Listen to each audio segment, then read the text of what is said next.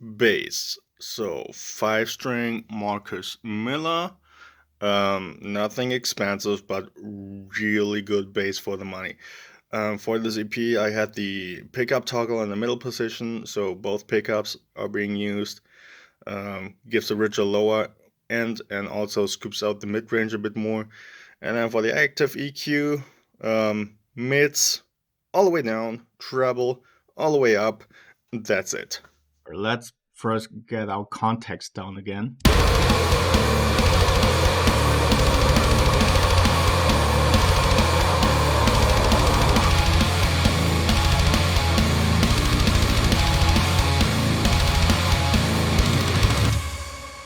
And this is the bass guitar itself.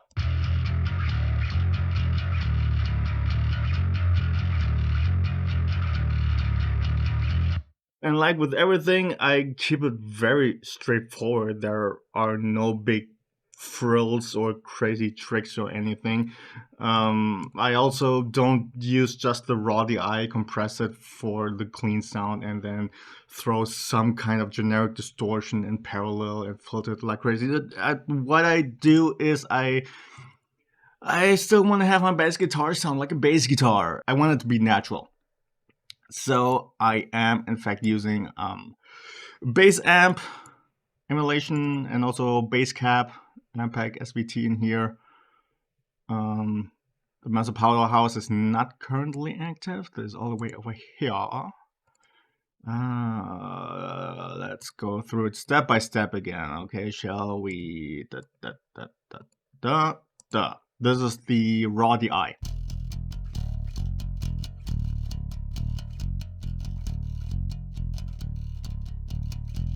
So first of all, this goes into here. So I compress it like completely, and then it goes into this Ampeg amp. And let's turn on the cap as well.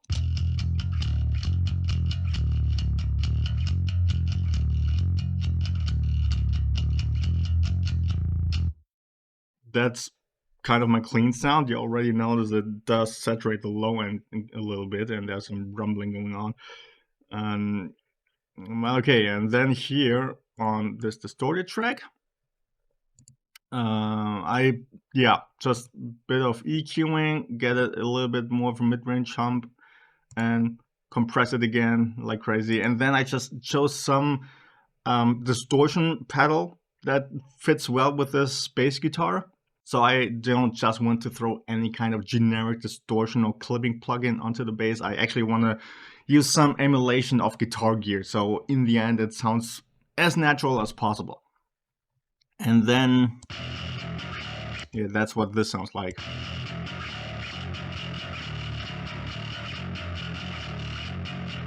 And then this, I filter out all the low end, and there's also some nastiness on this frequency.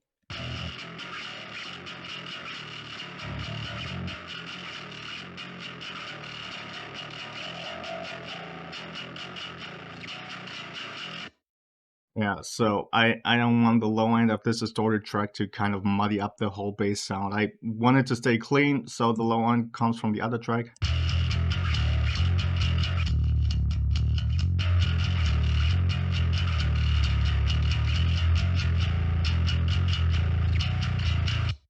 Okay, and then on my bus, everything else is happening. So first again, mixing desk and tape emulation.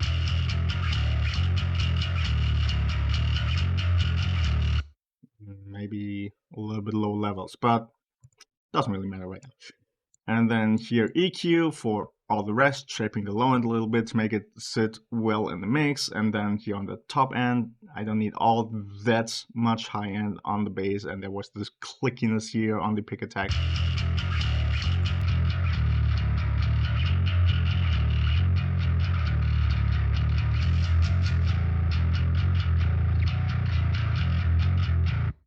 You might think, well, like this, it sounds more grinding.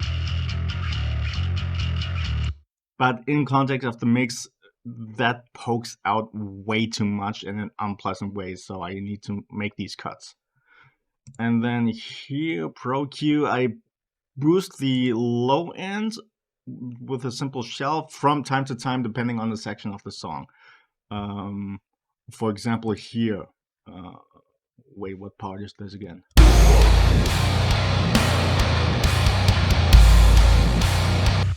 Right. So when there's a slower section of the song and also the kick drum is doing slower patterns, then I want the bass guitar to come a little bit more forward and fill up that low end. So that's why I'm doing this. And then this goes to a small reverb that most guitars are kind of going to, which is over here.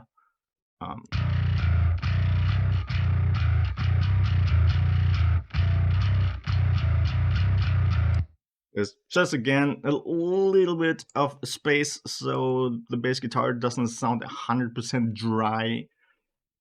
Let's listen to the small reverb channel.